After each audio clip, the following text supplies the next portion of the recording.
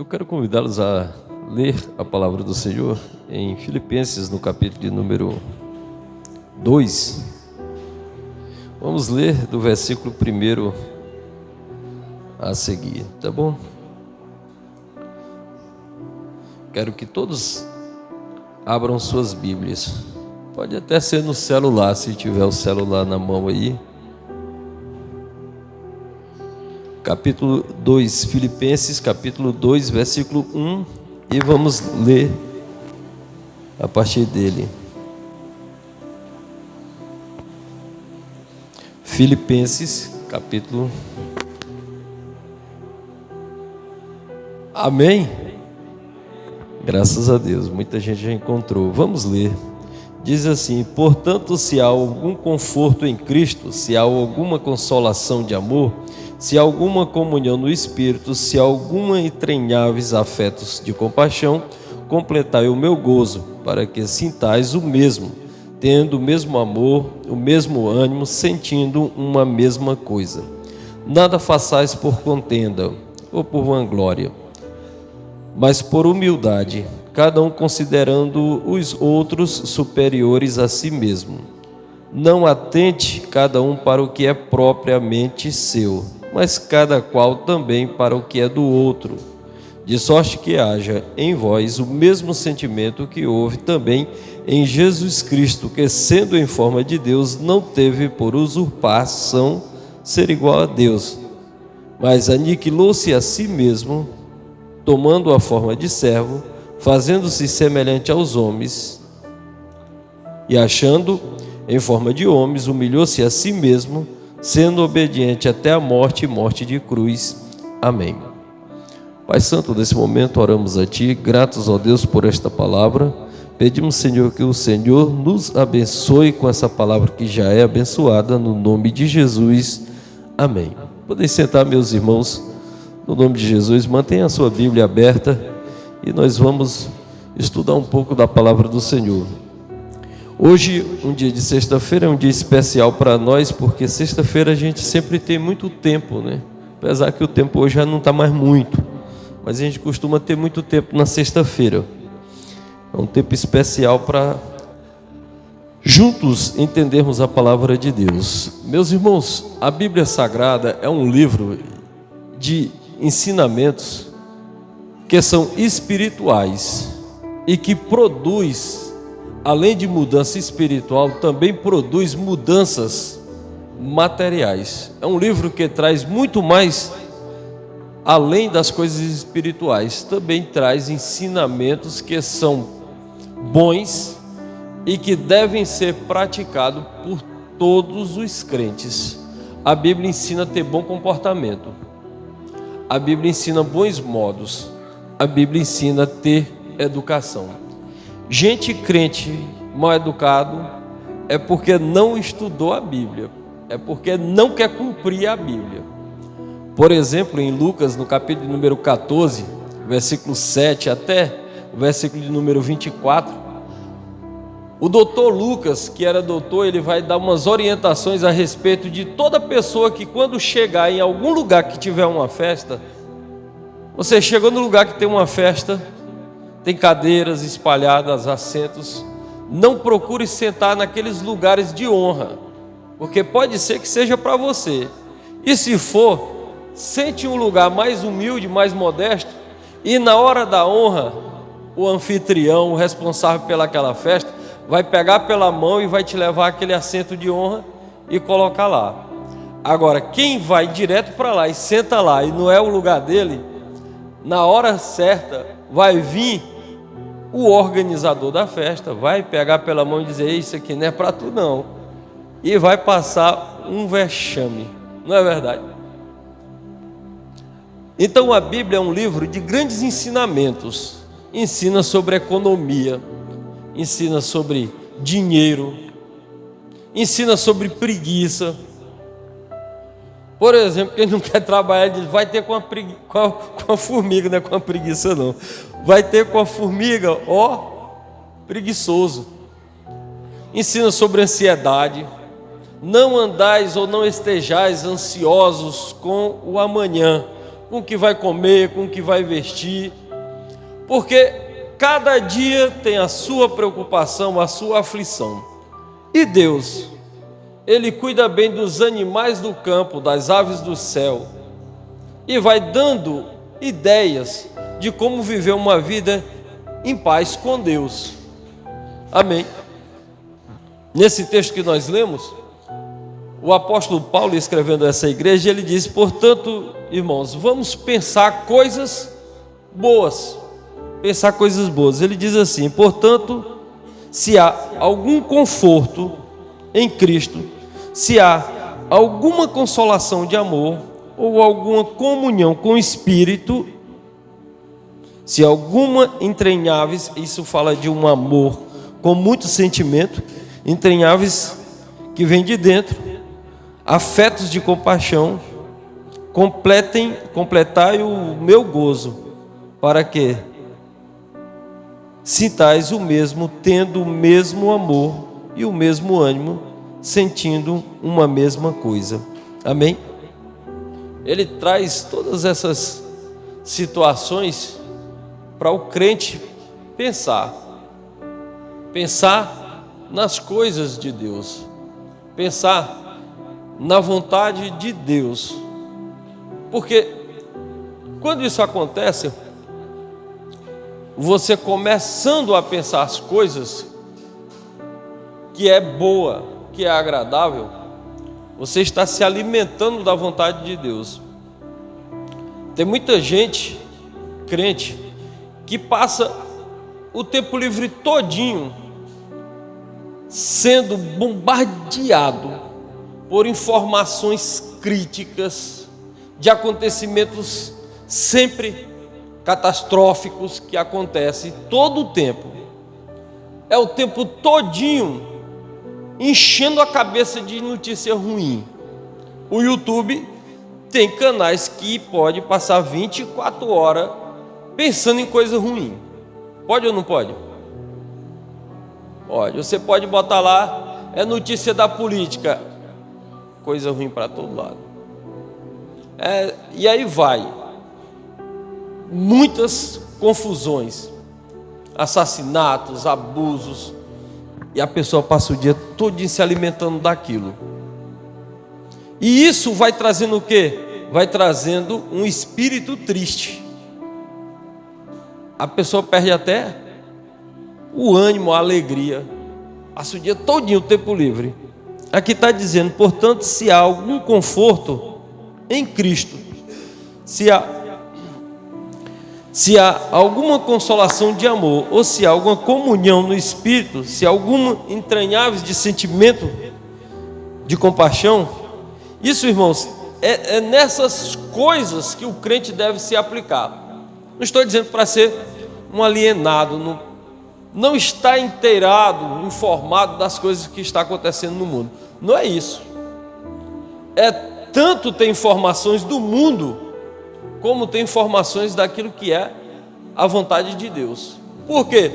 Porque se as informações que o mundo traz são desgraças, são deprimentes, preocupantes, que causam tristezas, a palavra do Senhor já nos adverte que tudo isso vai acontecer e nos dá uma esperança de uma vida futura, de uma vida segura em Cristo, de uma vida salva por Ele, que se as portas aqui se fecharem, se houver um terremoto que acabe com tudo, Ele não vai deixar, mas se acontecer uma catástrofe, todos estamos seguros na mão do Senhor.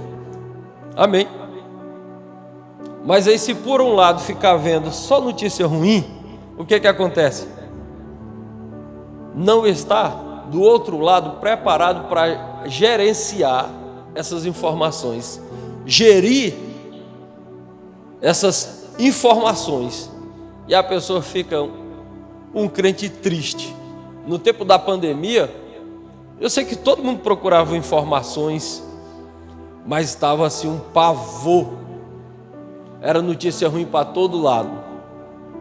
A gente via os vídeos de cemitérios que não havia mais um cortejo fúnebre. Era uma retroescavadeira cavando valas para botar um monte de caixão. E era um monte de uma vez só. E o povo apavorado. As igrejas fechadas. Tem crente que até hoje não pega na mão do outro com medo. Até hoje ainda está com medo. E essas coisas abalam o emocional das pessoas.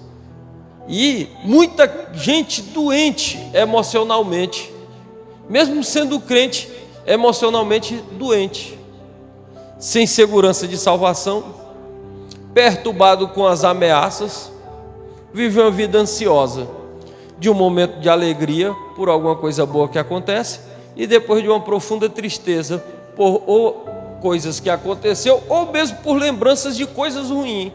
Nem está acontecendo nada ruim, mas lembra de algo ruim que aconteceu, e aquilo já é suficiente para deprimir, para entristecer, para provocar lágrimas. Irmãos, coisa ruim acontece na vida de todo mundo. De todo mundo. Está repreendido.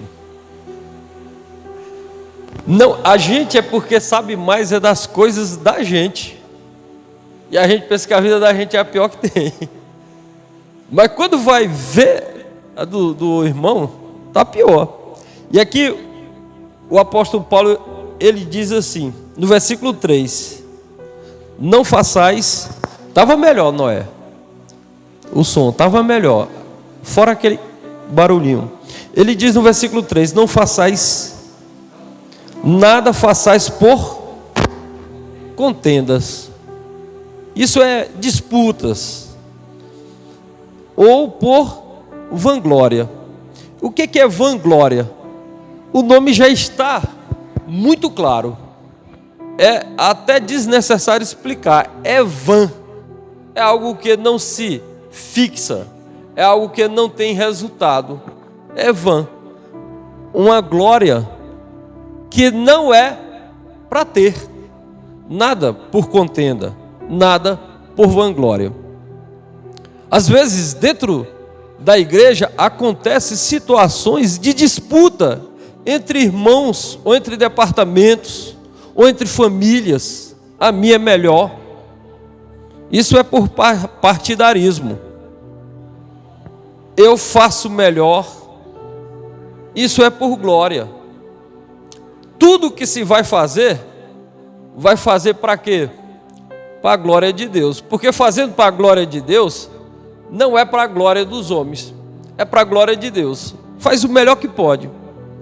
E aqui o apóstolo, ele diz: nada façais por contenda ou por vanglória, mas fazer tudo com quê? Tudo com humildade. Humildade deve ser o sentimento que promove as ações da vida do crente. Se uma pessoa disser que ele é humilde, assim, a pessoa mesmo dizer eu sou humilde, ele já está revelando o tamanho do orgulho dele. Eu me orgulho da minha humildade, é mais ou menos isso. Eu me orgulho da minha humildade. Porque a humildade aqui, na vida do crente, ela tem que ser expressa, não por palavra, mas por ações que manifestam a presença de Cristo na vida dele. Quando a pessoa diz eu sou humilde, ele não é não. Ele já está querendo mostrar uma qualidade. E quem está querendo mostrar qualidade já está tendo orgulho. Vocês estão me entendendo? Uma pessoa diz assim: eu me orgulho da minha humildade. Será que está humilde? Eu me orgulho da minha humildade. Não é humildade.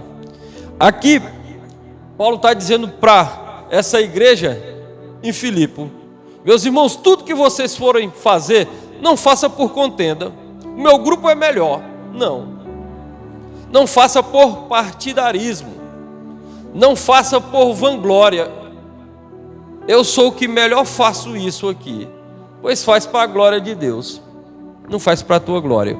Faz e bota o maior esforço o maior empenho, te dedica e dá a glória para Deus. Eu lembro sempre da história de um cantor que cantava bem, e ele dizia assim: rapaz, hoje eu salvei o culto. Eu acho que eu já disse isso aqui na igreja. Hoje eu salvei o culto. Cantei, e quando eu cantei foi que os irmãos despertaram. Não é assim. É para fazer o melhor para Deus. Para Deus.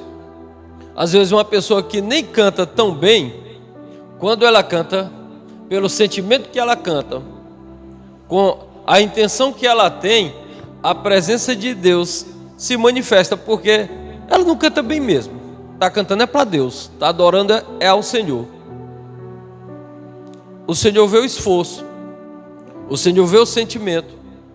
Causa muito mais impacto no mundo espiritual do que um cantor de ópera que tem uma voz magnífica, mas está cheio de orgulho no coração. Como a Bíblia fala do anjo antigo que preparava vozes e que depois ele colocou no coração: subirei aos mais altos céus, e lá em cima eu colocarei o meu trono. Já queria ser Deus. É tão bom que não precisa de Deus, já queria ser Deus. Então, todas as coisas que vamos fazer para a glória de Deus, com um sentimento de humildade. E vem o segundo texto, a próxima parte, que ele diz, nesse mesmo versículo, esse versículo é o versículo de número, a página virou, por isso que eu não acho. O versículo de número 3, que diz assim: nada façais por contenda ou por vanglória, mas por humildade. Cada um considere o outro o quê? Superior a si mesmo. Isso é um ensinamento bíblico. Considerar o outro superior a si mesmo. Irmãos, no mundo não é assim. E muitos dos pensamentos mundanos, eles são absorvidos pela igreja. E a igreja, quando eu falo a igreja, estou falando de nós mesmos. E a igreja absorve esse pensamento como se fosse uma verdade absoluta, mas que é totalmente contra a doutrina bíblica. Considere o outro superior a si mesmo. Isso é o quê? É um princípio que Cristo está estabelecendo para a igreja. Considerar o outro superior a si mesmo. Você vai nas redes sociais, as frases são totalmente diferentes. O que importa é você, a sua opinião, a sua alegria, aquilo que você quer, é isso que importa. Os outros, que se fique para lá. É assim que o mundo ensina, mas na igreja não. Na igreja é o crente que estuda a Bíblia, ele considera a causa do outro superior à sua. Isso na prática, irmãos, é assim: é ceder o direito ao outro, é ceder a razão ao outro, é tentar, com muita empatia, procurar sentir a dor do outro. Tem um ditado aí que diz que é calçar o sapato do outro, porque só sabe o aperto do pé quem está com o sapato, a pedra do sapato, o incômodo da vida.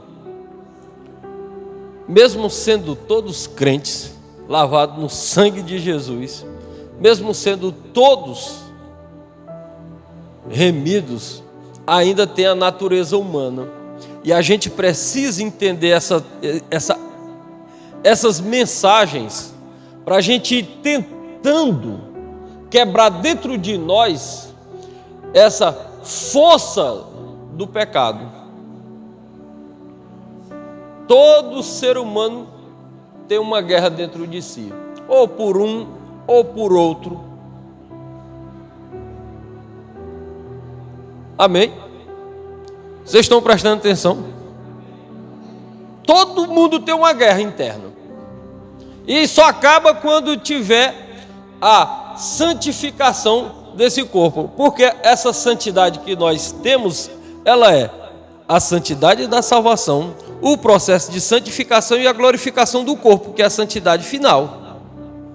Então, quando você aceita Jesus como Salvador, você é salvo pelo ato da confissão, como diz em Romanos no capítulo número 10 e versículo de número 9.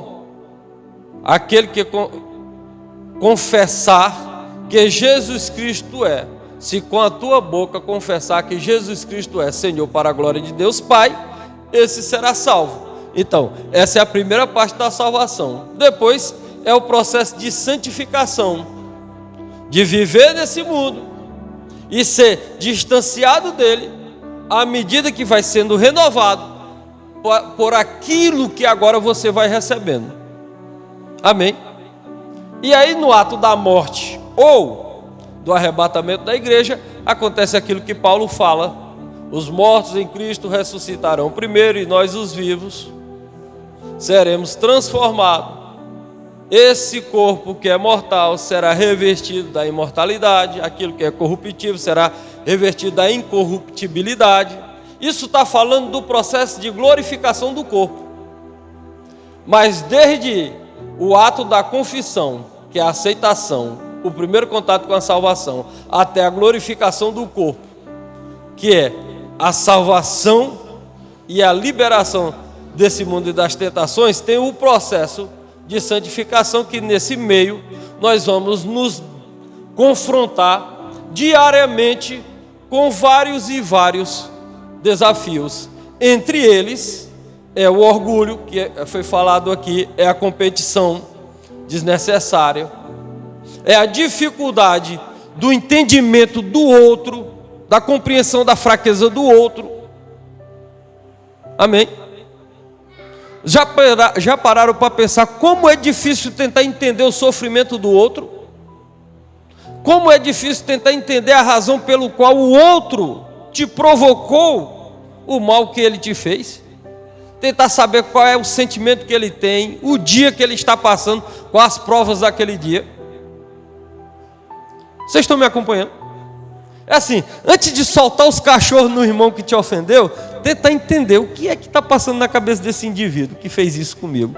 Você está no prejuízo, você está certo, você tem a razão, o outro está todo errado e ainda pensa que está certo. Digamos que você seja o que está todo certo, e aí todo certo, cheio da razão, tentar entender o outro e considerar o momento que ele está passando e considerar a raiva dele, o direito dele, aquele momento superior ao seu. É abrir mão da razão.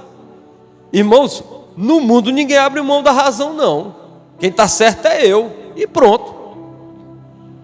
Mas na igreja de Cristo, aqui deve ser diferente. Sim ou não? É.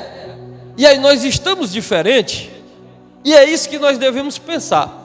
Nós estamos agindo diferente do mundo. Esses dias está uma briga terrível, escândalo para todo lado, em todos os ministérios. Briga por poder, por dinheiro, por tudo. Deixa para lá. Às vezes a gente até acha ruim. Tudo isso aí é problema deles com Deus. Agora nós vamos pensar em nós. Nós estamos cumprindo isso aqui?